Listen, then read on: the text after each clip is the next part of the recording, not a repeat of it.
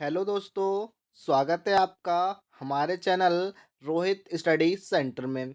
दोस्तों, आज के वीडियो में हम 10th क्लास साइंस का फर्स्ट चैप्टर आपको हम पढ़ाने वाले हैं। इस चैप्टर का नाम है हमारा रासायनिक अभिक्रिया एवं समीकरण स्टूडेंट्स, ठीक है। और आप 2027 में बोर्ड एग्जाम देने वाले हैं स्टूडेंट्स, तो अपनी आप पढ़ाई स्टार्ट कर दीजिए, क्योंकि बोर्ड एग्जाम का सिलेबस काफ़ी होता है। फिर आप कहते हैं सिलेबस कंप्लीट नहीं हो पाता है, तो अभी से हम अपना बैच स्टार्ट कर देते हैं। ये हमारा बैच यूट्यूब पर फ्री ऑफ कॉस्ट चलने वाला है। इस बैच में आपको क्या क्या मिलने वाला है, मैं आपको सारा डिटेल आज की वीडियो में एक्सप्लेन करने वाला हूँ। उसके बाद हम रासायनिक अभिक्रिया एवं समीकरण चैप्टर स्टार्ट करेंगे, ठीक है। तो सबसे पहले बात कर लेते हैं कि हमारे चैनल का नाम है रोहित स्टडी सेंटर, ठीक है। ये आपको सब्सक्राइब कर लेना है। और ये आपको यहाँ पर आपको Hindi, English, math, social science, science सारे सारे लेक्चर आपको प्रोवाइड कराने वाले हैं। और आपको जो पढ़ाया जाएगा स्टूडेंट्स, उसके सारे मैं आपको हैंड राइटिंग नोट्स पीडीएफ आपको मैं प्रोवाइड कराने वाला हूँ। और सारे ही लेक्चर के आपको पीडीएफ मिलने वाले। मोस्ट इम्पोर्टेंट आपको क्वेश्चंस मिलेंगे, आपको आपको एमसीक्यूज क्वेश्चंस भी मिलने वाले हैं, जैसे हम बहुविकल्पी भी प्रश्न भी कहते हैं। तो सारा कुछ आपको मैं प्रोवाइड कराने वाला हूँ। ये सारा कुछ आपको मटेरियल में फ्री ऑफ कॉस्ट देने वाला हूँ स्टूडेंट्स, ठीक है। उसके लिए आप हमारे चैनल को सब्सक्राइब कर लीजिए, उसके बाद बेल आइकन को प्रेस कर सकते हैं। और अब वीडियो हमारी पसंद आती है तो वीडियो को अपने फ्रेंड्स लोगों में भी शेयर करते हैं स्टूडेंट, ठीक है। तो सारा कुछ मटेरियल आपको कहाँ पर मिलेगा, जो वीडियो में पढ़ाया जाएगा स्टूडेंट्स, वो आप हमारे टेलीग्राम चैनल ज्वाइन कर सकते हैं। वहाँ पर आपको टेलीग्राम पर जैसे ही वीडियो हमारी लास्ट हो जाती है पब्लिश होने के बाद, उसके बाद आपको 1 घंटे या 2 घंटे के बाद आपको हमारे टेलीग्राम चैनल पे आपको पीडीएफ प्रोवाइड करी जाती है स्टूडेंट, ठीक है। तो सारा पीडीएफ आपको वहीं पर मिलने वाला है, ठीक है। ये तो हमारी बुक्स में आपको पढ़ाने वाला हूँ, बट मैं आपको पीडीएफ जो देने वाला हूँ वो हैंड राइटिंग नोट्स के पीडीएफ देने वाला हूँ, ठीक है। जो नोट्स मैंने लिखे हैं, कुछ बनाए हैं कुछ स्टूडेंट्स, तो सारा कुछ मटेरियल आपको प्रोवाइड कराना हो, वो भी हैंड राइटिंग फॉर्मेट में, ठीक है। तो सारे लोग जुड़ जाइए स्टूडेंट्स, ठीक है। तो चलते हैं स्टूडेंट्स, ज़्यादा समय ना लेते हुए अपने स्टार्ट करते हैं वीडियो को, ठीक है। तो आज के लेक्चर में हम पढ़ने वाले हैं, ये लेक्चर हमारा फर्स्ट होने वाला है 10th क्लास का, ठीक है। तो आज का चैप्टर का नाम है हमारा रासायनिक अभिक्रिया एवं समीकरण, ठीक है। तो रासायनिक अभिक्रिया एवं समीकरण क्या होते हैं, ठीक है। तो हम आज के वीडियो में यही पढ़ने वाले, ठीक है। आप 9th क्लास में भी थोड़ा स्टूडेंट्स पढ़ा होगा, मैं आपको डिटेल से फिर से पढ़ाने वाला हूँ स्टूडेंट, ठीक है। तो हम ज़्यादा वीडियो लंबे नहीं करेंगे, हमारी 10 से 15 मिनट की वीडियो ये होने वाली है। ऐसे ही हम 2-3 वीडियो में ये चैप्टर हम कंप्लीट करने वाले हैं, ठीक है सर। तो और इसके बाद हम टाइम को बढ़ा सकते हैं, ठीक है। आप बता सकते हैं कमेंट की वीडियो को टाइम बढ़ा दीजिए, ठीक है। तो मैं आपको वीडियो को टाइम कम से कम आपको 30 मिनट्स करने वाला हूँ स्टूडेंट्स, ठीक है। उसके बाद आपको 40 मिनट, 50 मिनट, एक ऐसे ही करके मैं आपको 1 घंटे की वीडियो प्रोवाइड कराने वाले हैं स्टूडेंट्स, ठीक है। क्योंकि टाइम लगता है कंटेंट बनाने में, ठीक है स्टूडेंट्स। तो चलते हैं, देख समझ लेते हैं, ठीक है। रासायनिक अभिक्रिया एवं रस समीकरण आपको हम पढ़ाने वाले स्टूडेंट, ठीक है। तो रासायनिक अभिक्रिया और रासायनिक जो समीकरण होते हैं वो क्या होते हैं, ठीक है। अब जैसे आपने पढ़ा है, आपने पिछली क्लास में ही पढ़ा होगा, जैसे हम सांस लेते हैं, हमारी शरीर भोजन को पचाता है, ये हमारी रासायनिक अभिक्रिया है, ठीक है। जैसे भोजन का पक जाना, अंगूर का किण्वन हो जाना, ये हमारी किस में आती है, ये सारी ही हमारी क्या होती है, रासायनिक अभिक्रियाएं होती है स्टूडेंट, ठीक है। तो मैं आशा करता हूँ आपको रासायनिक अभिक्रिया से जो रिलेटेड क्वेश्चन होगा वो आपका क्लियर हो चुका होगा, ठीक है। जैसे भी हम कोई भी प्रतिक्रिया करते हैं, जैसे हम सांस लेते हैं, तो वो भी हमारी क्या एक रिएक्शंस हो रही है, वही उसके अकॉर्डिंग, तो वही हमारे क्या होती है, वो भी हमारी रासायनिक अभिक्रिया ही की कहलाती है स्टूडेंट्स, ठीक है। कोई भी आप रिएक्शंस काम करते हैं, जैसे अंगूर का किण्वन, मतलब किण्वन का मतलब जो अंगूर से वो बनता है, जो हमारे दारू वगैरह बनते हैं, वो भी एक क्या होती है, हमारी रासायनिक अभिक्रिया ही होती है। भोजन का पकना या पकाना, ठीक है, दोनों ही क्या बात है, हमारी रासायनिक अभिक्रिया होती है, ठीक है। तो अच्छे से आपका रासायनिक अभिक्रिया अच्छे से समझ में आया होगा, ठीक है। जैसे कि इस बुक में लिखा है, आप पढ़ सकते हैं, यहाँ पर लिखे हैं, जैसे कि यहाँ पर कि किस सभी की इन सभी परिस्थितियों में आरंभिक वस्तु की प्रकृति तथा पहचान कुछ ना कुछ बदल जाती है, मतलब कुछ ना कुछ हमारी जो पहचान होती है बदल जाती है। जैसे कि पदार्थ के भौतिक तथा रासायनिक परिवर्तनों के बारे में हम पिछली कक्षाओं में पढ़ चुके हैं स्टूडेंट। आपने 9th क्लास में पढ़ा होगा स्टूडेंट्स कि जब कोई रासायनिक परिवर्तन होता है तो हम कह सकते हैं कि एक रासायनिक अभिक्रिया हुई है। मतलब जब भी कोई आप रासायनिक अभिक्रिया या परिवर्तन होता है तो आप कह सकते हैं कि इसमें एक रासायनिक अभिक्रिया हुई है। जैसे कि आप शायद सोच रहे होंगे स्टूडेंट्स, जैसे कि आप सोचेंगे कि रासायनिक अभिक्रिया का वास्तविक अर्थ क्या होता है, ठीक है? आपने सोचा कि आपने तो बता दिया कि ये लिखित रूप में बताया कि इसका क्या यूज़ होता है, हमारे वास्तविक जीवन रियल लाइफ में क्या यूज़ होगा स्टूडेंट, ठीक है? तो वास्तविक हम समझाएँ, जैसे कि आप कैसे जान सकते हैं, तो आपको जानने की इच्छा ज़रूर होगी स्टूडेंट्स, तो वो आपको कैसे जानना होगा, ठीक है? तो वही आपको बताने वाले, जैसे कि कोई रासायनिक अभिक्रिया हुई है, तो आपको उस कैसे पहचानेंगे कि यहाँ पर रासायनिक अभिक्रिया हुई है या नहीं हुई है, ठीक है? तो इन प्रश्नों के उत्तर पाने के लिए हम जानते हैं, ठीक है? तो आपको ये जो इनके जो क्वेश्चंस हैं वो आपको हम बताने वाले हैं, ठीक है? जैसे कि ये आप देख सकते हैं यहाँ पर क्रियाकलाप 1.1 में देखेंगे, ठीक है? तो समाधान देख सकते हैं। सबसे पहले समझते हैं कि इन क्रियाकलापों में शिक्षक के सहयोग की आवश्यकता है और सुरक्षा के लिए हम या लिए छात्र आंखों पर चश्मा पहन ले तो उचित होगा, ठीक है? हम कोई भी रिएक्शन करते हैं स्टूडेंट्स, तो आपको सावधानी, जैसे कि आपको सॉरी, जैसे कि आपको कोई भी आप रिएक्शंस करते हैं स्टूडेंट्स, आपने लैब देखी होंगी, लैब में जो भी हमारे टीचर लोग होते हैं वो आंखों पे चश्मा लगाए होते हैं या वो हमारे हाथों में ग्लव्स पहने होते हैं, जैसे कि हमारे कोई भी केमिकल्स की जो छींट होती है वो आपके आँख के अंदर ना चली जाए और आपकी कोई भी बॉडी पर टच ना हो जाए, कोई भी बूंद आपकी बॉडी पर ना गिर जाए, क्योंकि कुछ रिएक्शंस आपकी बॉडी पे भी हो सकते हैं उसके, ठीक है? तो इसलिए हमें सावधानी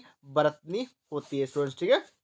अच्छे से, तो ये यहाँ पर पहले पॉइंट में इसने कहा है। लगभग आपको 3 से 4 सेंटीमीटर लंबे मैग्नीशियम रिबन को रेगमाल से रबर मतलब रगड़ कर साफ कर लीजिए, ठीक है? मतलब आपको 3 से 4 सेंटीमीटर एक मैग्नीशियम रिबन को रगड़ना होगा रेगमाल से, ठीक है? उसके बाद इस चिमटी से पकड़कर, मतलब उस चिमटी जो हमारी, आपको पता होगा चिमटी होती है एक, चिमटी से पकड़कर ये स्प्रिड, जो हमारी स्प्रिड आपने देखा होगा, जो डॉक्टर होता है वो सुई लगाने से पहले, इंजेक्शन लगाने से पहले वो फोवा लेता है रुई का, कॉटन का, वो उसमें जो होता है वो नीले नीले देखा होगा आपने, तो उसे हम स्प्रिड कहते हैं, ठीक है? वही हमारी क्या होती है, स्प्रिड होती है, ठीक है? स्प्रीड स्प्रीड लैंप या बर्नर से, बर्नर आपको पता ही होगा जो लाइट एंड टाइप का होता है, होते हैं, ठीक है? तो वर्णन से इसका दहन कीजिए, मतलब उस दहन का मतलब होता है गर्म करना होगा, ठीक है स्टूडेंट्स? गर्म करना होगा तथा इससे बनी राख को वॉच गिलास में इकट्ठा कर लीजिए, मतलब जो जल गया उसके बाद जो उसमें राख बनेगी उसे इकट्ठा करना है, जैसे कि क्रियाकलाप 1 में आप देख सकते हैं।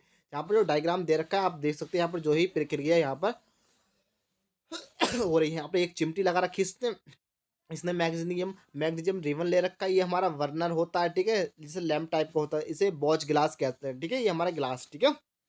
उसके बाद मैग्नीशियम रिबन का दहन करते समय उसे अपनी आंखों से यथासंभव दूर रखिए, क्योंकि अपने आंखों से उसे दूर रखना है, ठीक है? थोड़ा स्टूडेंट्स तबीयत हमारी खराब है तो दिक्कत हो रही है, ठीक है? तो आपने क्या परीक्षण किया, ठीक है? तो आपने क्या परीक्षण यहाँ पर किया देखने को, ठीक है? तो वो आप यहाँ पर देख सकते हैं, पूरा परीक्षण आपको दिखाया जा रहा है स्टूडेंट, ठीक है?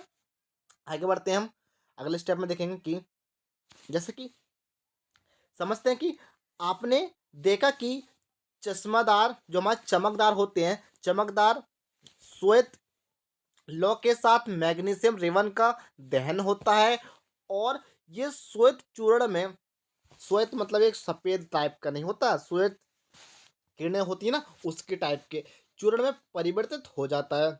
ये मैग्नीशियम ऑक्साइड चूर्ण है। वायु में उपस्थित ऑक्सीजन तथा मैग्नीशियम के बीच होने वाली अभिक्रिया के कारण ये बनता है स्टूडेंट्स, ठीक है? इससे हमारा ये बनता है स्टूडेंट्स, ठीक है? अब क्रियाकलाप आपको 1.2 में देखना होगा कि एक परखनली में लेड, लेड एक केमिकल होता है, अभी पढ़ाने वाला एक धातु है, ठीक है? लेड जिसे हम शीशा भी कहते हैं, ठीक है? शीशा, नाइट्रेट का घोल लीजिए, ठीक है? लेड को आपको नाइट्रेट घोल में डालना होगा। उसके बाद ये आपको मैं परीक्षण बता रहा हूँ कि केमिकल रिएक्शन होती कैसा है, ठीक है? आपको समझना है, पहले अभी हम पढ़ा कुछ नहीं रहे, आपको बता रहे हैं, ठीक है स्टूडेंट? कि आपको रासायनिक समीकरण होती क्या है, ठीक है? आपको फिजिकल में आपको अपने घर में करके देखना है, लैब में करके देखना है, तो आपको यहाँ पर पता चल सकता है कि कैसे रासायनिक अभिक्रिया होती है स्टूडेंट्स, ठीक है? तो क्या करना है, मैं आपको सारा कुछ वही बता रहा हूँ। जैसे इसमें पोटेशियम आयोडाइड का घोल मिला लीजिए। आपने क्या परीक्षण किया, उसके बाद यहाँ पर परीक्षण करना है।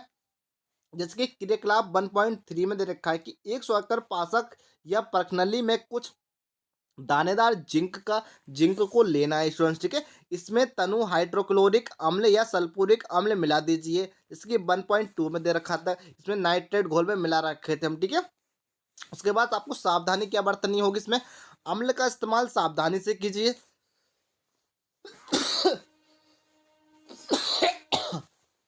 क्योंकि स्टूडेंट अम्ल जो होते हैं आपको हाथ पर कहीं गिर गया आपकी बॉडी पर तो वो छाले डाल देता है स्टूडेंट्स, ठीक है। तो यहाँ पर सावधानी बरतनी भी आपको जरूरी है। तभी मैं आपसे बोला था, क्योंकि परीक्षण करने से पहले आपको आंखों पर चश्मा का यूज करना है और हाथों के लिए आपको ग्लव्स का यूज करना होगा, ठीक है। उसके बाद क्या जस्ते के दानों के आसपास कुछ होता दिखाई दे रहा है और शक्कर पास्कक या पर्सनलिटी को स्पर्श कीजिए। क्या इसके तापमान में कोई परिवर्तन हुआ है, आपको ये पता लगाना है। तो आप अच्छे से पता कर सकते हैं स्टूडेंट, ठीक है। तो ये सारा कुछ इसमें आपको यहाँ पर पता चल जाए, ठीक है। आप यहाँ पर देख सकते हैं डायग्राम को, ठीक है। जैसे कि आप ये देख सकते हैं, यहाँ पर एक डायग्राम दे रखा है। सारा कुछ आपको इसमें मिलाना है, उसके बाद आपको पता चल जाएगा कि क्या होता है, ठीक है। आप यहाँ पर पढ़ सकते हैं। इसमें देखो आपको अवस्था में परिवर्तन, रंग में परिवर्तन आपको देखने को मिलेगा। गैस का जो निकासिक होता है तथा उत्सर्जन भी कहते हैं, तापमान में परिवर्तन, ये सारा कुछ आपको यहाँ पर चेंजेस देखने को मिलेगा, ठीक है। तो यही हमारा रासायनिक अभिक्रिया इसे हम कहते हैं स्टूडेंट, ठीक है। तो ये तो हमारा रासायनिक अभिक्रिया के बारे में हो गया, ठीक है। तो आपको अच्छे से एग्जाम्पल में आपको देके आपको समझा चुका हूँ, ठीक है। अभी हम डिटेल भी पढ़ने वाले हैं, ठीक है, रासायनिक अभिक्रिया के बारे में, ठीक है। आप हेडिंग डाल लीजिए। आज हम पढ़ने वाले सबसे पहले आप हेडिंग डाल लीजिए रासायनिक अभिक्रिया, ठीक है, सॉरी रासायनिक समीकरण, ठीक है। चैप्टर यहाँ से हमारा स्टार्ट होता है और आज हम पढ़ने वाले हैं। सबसे पहले हेडिंग जो होगी हमारी, आप लिखना स्टार्ट कर लीजिए। आप कॉपी पेन पेपर लेके बैठ जाइए और लिखना स्टार्ट कर दीजिए, ठीक है। अब हम समझने वाले हैं कि समीकरण क्या होती है, ठीक है। तो उसके बाद हम रासायनिक अभिक्रिया भी अभी पढ़ने वाले हैं, ठीक है। सबसे पहले हम समझ लेते हैं रासायनिक समीकरण के बारे। जैसे कि मैंने अभी आपको एक एग्जाम्पल बताया था, जैसे कि क्रियाकलाप 1.1 को उसके अकॉर्डिंग ही ये एग्जाम्पल है, ठीक है। मैंने आपसे कहा था कि अभिकारक और उत्पादक के बारे में मैंने आपको वहाँ पर 1.1 में देखा दिया, जैसे कि आपने मैग्नीशियम या ऑक्साइड को यहाँ पर मैंने मैग्नीशियम और ऑक्सीजन को लिया था, बट वहाँ पर हमने और कुछ लिया था। जैसे कि आपको मैंने एक बार और दिखाने की कोशिश करता हूँ मैं आपको। जैसे कि यहाँ पर बोला था मैंने कि आपको मैग्नीशियम रिबन लेना है, ठीक है, वही। और यहाँ पर उसके देखभाल से उसको लगना, तो वही प्रक्रिया यहाँ पर भी आपको करनी है। यहाँ पर आपको मैग्नीशियम तो लेना ही लेना है, प्लस यहाँ पर ऑक्सीजन और ऐड कर देना है, ठीक है। उसके बाद जो आपको मैग्नीशियम का पता ही होगा, Mg से शो करते हैं प्लस O, ठीक है। उसके बाद हम इसमें रिएक्शन कराएंगे तो हमें यहाँ पर मिलेगा क्या, O2 लेंगे हम यहाँ पर, ठीक है। अभी सिंपल बता दो, ठीक है। तो MgO बनेगा, ठीक है। हमारे क्या बनेगा, हमारा MgO बनेगा। यहाँ पर 2 से कर दूंगा और 2 यहाँ पर, ठीक है। तो ये हमारी रिएक्शंस बैलेंस हो जाती है, ठीक है। तो ये हमारे यहाँ पर रिएक्शंस बनती है। तो आप देख सकते हैं मैंने मैग्नीशियम लिया, ऑक्सीजन लिया, ठीक है। तो ये तो हमारे अभिकारक होते हैं। और जो उत्पाद निकलेगा यहाँ से, तो इसे हम उत्पाद कहते हैं। हमारा क्या बनेगा, हमारा वो बनेगा हमारा मैग्नीशियम ऑक्साइड, ठीक है। मैग्नीशियम ऑक्साइड यहाँ पर हमारा बनने वाला है, ठीक है। तो इसे हम उत्पाद कहेंगे और इसे हम अभिकारक कहेंगे, ठीक है। अब आपको लिखना क्या कहते हैं और लिखिए आप, ठीक है। जैसे कि लिखना है आपको साथ साथ मेरे, और नहीं तो आपको मैं हैंड राइटिंग नोट्स आपको PDF प्रोवाइड कराने वाला, ठीक है। आप नोट्स भी बना सकते हैं। जैसे कि लिखना है सबसे पहले कि जब ऑक्सीजन की उपस्थिति में रिबन का दहन होता है तब ये मैग्नीशियम ऑक्साइड में परिवर्तित हो जाता है, ठीक है। ये रिएक्शंस के अकॉर्डिंग आपको लिख देना है, ठीक है। उसके बाद और भी लिख सकते हैं, जैसे कि वाक्य रूप में किसी रासायनिक अभिक्रिया का वितरण बहुत लंबा हो जाता है। इसे संक्षिप्त रूप में भी लिखा जा सकता है। इसे शब्द समीकरण के रूप में लिखना सबसे सरलम विधि है। ठीक है, तो आपको ये रिएक्शन, आपको हेडिंग डालनी, नोट्स कैसे बनाने देखो मैं बताऊँ आपको। यहाँ पर सबसे पहले आपको हेडिंग डालनी है रासायनिक समीकरण। ठीक है, उसके बाद रासायनिक समीकरण के बाद आपको नीचे रिएक्शन पहले लिखना होगा। उसके बाद कि कि यहाँ से लिखेंगे आप कि जब ऑक्सीजन की उपस्थिति में मैग्नीशियम रिबन का दहन होता है तब मैग्नीशियम ऑक्साइड ऑक्साइड में परिवर्तित हो जाता है। बस इतना लिखना। उसके बाद आपको ये रिएक्शन नोट कर देनी है। ठीक है, लास्ट में। ठीक है, और ये हमारा यहाँ पर कंप्लीट हो जाता है। ठीक है, और इसमें दो चार आप पॉइंट और भी ऐड कर सकते हैं, जैसे कि नीचे वाली लाइन लिखना है। उसके बाद हाँ आपको कि मैग्नीशियम तथा ऑक्सीजन ऐसे पदार्थ हैं जिसमें रासायनिक परिवर्तन होता है। इन्हें इन्हें अभिकारक कहते हैं। इस अभिक्रिया से एक नए पदार्थ मैग्नीशियम ऑक्साइड का निर्माण होता है। इसे ही हम उत्पाद कहते हैं। ठीक है, तो आपको ये पूरा यहाँ पर आपको मिल जाता है, तो आपको ये भी अगले लिखना है। ठीक है, रिएक्शन के बाद। ठीक है, इस प्रकार से आपको नोट्स यहाँ पर बनाने होंगे स्टूडेंट। ठीक है, जैसे कि अब आपको यहाँ पर रासायनिक लिखा है कि रासायनिक समीकरण लिखना है, तो आपको रासायनिक समीकरण लिखना कैसा देगा, जैसे कि मैंने आपको पहले ही बताया था, ऐसा आपको लिखना है। ठीक है, यही बताया था मैंने कि Mg+O2। ठीक है, रिएक्शन कराएंगे तो हम क्या बनेगा, MgO2। ठीक है, इसे ही हम क्या कहते हैं, हम रिएक्शन समीकरण कहेंगे। ठीक है, केमिकल इक्वेशंस कहेंगे सर। ठीक है, क्या कहेंगे, केमिकल इक्वेशंस या रासायनिक समीकरण इसे हम कहते हैं। ठीक है, आप यहाँ पर यह देख सकते हैं। ठीक है स्टूडेंट्स, तो ये मैं आपको पहले भी बता चुका हूँ। ठीक है स्टूडेंट, अब चलते हैं हम अगले टॉपिक को। ठीक है, ये भी आप पढ़ सकते हैं। ठीक है, जैसे कि आपको संतुलित करना भी आना होना चाहिए, मैं आपको यही बता देता हूँ। ठीक है, ये हमें पहले हम बेसिक पढ़ लेते हैं। ठीक है, आज की वीडियो जैसे आपको संतुलित कैसे करना होगा। ठीक है, संतुलित हमारी जो हमारी इक्वेशंस होती हैं उसे आपको संतुलित करना भी आना चाहिए। समझते हैं कि आपको द्रव्यमान के संरक्षण नियम का पालन करना होता है। कोई भी समीकरण होती है हमारी, तो उसमें आपको द्रव्यमान के संरक्षण नियम का पालन करना होता है, जैसे जिनमें आपने नवी कक्षा में अध्ययन किया होगा। ठीक है, आपने द्रव्यमान संरक्षण का नियम आपने 9th क्लास में पढ़ा होगा स्टूडेंट। ठीक है, तो क्या था वो हमारा, आपको मैं एक बार डेफिनेशन दोबारा से एक्सप्लेन कर देता हूँ। ठीक है, जैसे कि आपने पढ़ा होगा कि किसी भी रासायनिक अभिक्रिया में द्रव्यमान का ना तो निर्माण होता है और ना ही विनाश होता है। अर्थात किसी भी रासायनिक अभिक्रिया के उत्पाद या तत्वों का कुल द्रव्यमान अभिकारक तत्वों के कुल द्रव्यमान के बराबर होता है। ठीक है स्टूडेंट्स, जैसे कि क्या कह रही है डेफिनेशन आपने कि द्रव्यमान को हम ना तो उत्पन्न कर सकते हैं, मतलब हम द्रव्यमान को उत्पन्न कर सकते हैं और ना ही हम इसे नष्ट कर सकते हैं, मतलब ना ही हम इसे खारिज कर सकते हैं, कुछ भी कह सकते हैं। ठीक है, अर्थात किसी भी रासायनिक अभिक्रिया के उत्पाद तत्वों का कुल द्रव्यमान अभिकारक तत्वों के कुल द्रव्यमान के बराबर होता है। ठीक है, ये हमारी डेफिनेशन कहती है। ठीक है, जैसे दूसरे शब्दों में हम समझे कि रासायनिक अभिक्रिया पहले एवं उसके पश्चात प्रत्येक तत्व के परमाणुओं की संख्या समान होती है, मतलब जो पहले थी उसके बाद भी जो परमाणुओं की संख्या होगी। जैसे कि मैं आपको फॉर एग्जांपल बता देता हूँ, जैसे कि Mg यहाँ पर ले लेता हूँ मैं, +O2 रहूँगा। ठीक है, किसमें बनेगी हमारी MgO2। ठीक है, अब यहाँ पर ऑक्सीजन 2 है, तो यहाँ पर ऑक्सीजन 1 क्यों है। ठीक है, तो इसको भी 2 होना होगा, तो मैं यहाँ पर क्या करूँगा, इसको 2 बनाने के लिए यहाँ पर मल्टीप्लाई कर दूंगा। ठीक है, यहाँ पर लगा दूंगा, तो ये हमारा कोई भी कंपाउंड यहाँ पर बनेगा ही नहीं, कोई उत्पाद फिर बनेगा ही नहीं, क्योंकि ये कोई उत्पाद हमारा होता ही नहीं है। ठीक है, तो ये आपको ध्यान रखना होगा स्टूडेंट। ठीक है, तो यहाँ पर मैं 2 से मल्टीप्लाई कर दी, तो ये तो हमारा बन गया, कोई उत्पाद बना। ठीक है, अब यहाँ पर हमारा ये बात रहेगी कि हमारा अब Mg बैलेंस नहीं होगा, क्योंकि हमारा Mg भी तो संतुलित होना चाहिए। अब हमारा Mg2 हो गया तो मैं यहाँ पर Mg के ऊपर 2 लगा दूंगा उसके आगे, ठीक है। तो 2 Mg होंगे हमारे, 2 O2 होंगे, तो यहाँ पर भी देखो 2 Mg है, 2 O2 है, तो इसे ही हम कहते हैं संतुलित रासायनिक अभिक्रिया, ठीक है। तो ये हो गई हमारी, क्या हो गई, ये हमारी अभिक्रिया संतुलित हो गई है, ठीक है फ्रेंड्स। तो इस प्रकार से आपको संतुलित कर सकते हैं, ठीक है बच्चे।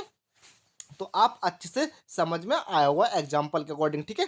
तो यही कह रहा है स्टूडेंट्स, ठीक है। इसमें जैसे कि दूसरे शब्दों में इसने यही कहा है कि रासायनिक अभिक्रिया के पहले एवं उसके पश्चात प्रत्येक तत्व के परमाणु की संख्या समान रहती है। मतलब जो हमारी पहले O2 पे थी, 2 O2 थे, तो हमारे 2 O2 रहेंगे, Mg हमारे 2 हो गए थे, 2 उधर हम लगा देंगे तो 2 हो गए, ठीक है। तो यही हमारे इसे बैलेंस समीकरण, हम इसे या बैलेंस समीकरण को कहते हैं, आप संतुलित रासायनिक अभिक्रिया भी हम इसे कहते हैं, ठीक है। तो यही आपको यहाँ पर पता होना चाहिए स्टूडेंट, ठीक है। तो यही हमारा होता है इसके अंक, ठीक है, ठीक है। चलते हम अगले, जैसे कि फॉर एग्जाम्पल एक दूसरी इक्वेशन हम यहाँ पर आपको समझाते हैं दूसरी इक्वेशन के अकॉर्डिंग, ठीक है। जैसे कि आपको जिंक प्लस सल्फ्यूरिक अम्ल लेना है, ठीक है। तो जिंक का फॉर्मूला क्या होता है, Zn प्लस सल्फ्यूरिक अम्ल H2O SO4 हो जाएगा हमारा। हमारा ये तो हमारा क्या है ये हमारा क्या रहा है, ये तो हमारा अभिकारक रहे, क्या रहे हमारे अभिकारक, ठीक है। अभिकारक रहेंगे हमारे ये, और ये हमारे उत्पाद, ठीक है, उत्पाद रहेंगे, ठीक है। हमारे ये क्या रहे, हमारे उत्पाद, ये अभिकारक और ये इधर वाले उत्पाद होते हैं, ठीक है।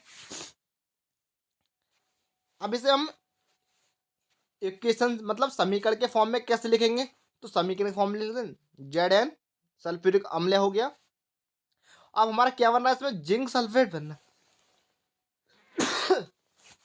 तो जिंक सल्फेट हमारा बनेगा, तो जो Zn होगा वो SO4 पे कनेक्ट करेगा, और H2 हमारी गैस बाहर निकल के आ जाएगी। तो ये हमारा बन गया जिंक सल्फेट, क्या बन गया हमारा, जिंक सल्फेट, ये हमारा जिंक सल्फेट बन गया स्टूडेंट्स। प्लस यहाँ पर हमारी हाइड्रोजन गैस निकल गई, क्या, हाइड्रोजन गैस निकल गई हमारी, ठीक है। तो ये हमारा इधर वाला हमारा उत्पाद होते हैं, और ये हमारे अभिकारक होते हैं, ठीक है। ये उत्पाद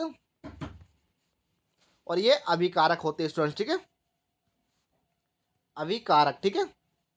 तो आप अच्छे से समझ गए होंगे अभिकारक कौन से होंगे इसमें, और उत्पादक हमारे कौन से होंगे स्टूडेंट्स, ठीक है। और आपको बैलेंस करना भी आ गया होगा समीकरण को। और आज की वीडियो हम यहीं पर समाप्त करते हैं स्टूडेंट्स। इसके बाद मिलेंगे हम नेक्स्ट वीडियो में। जब तक जय हिंद, जय भारत, वंदे मातरम।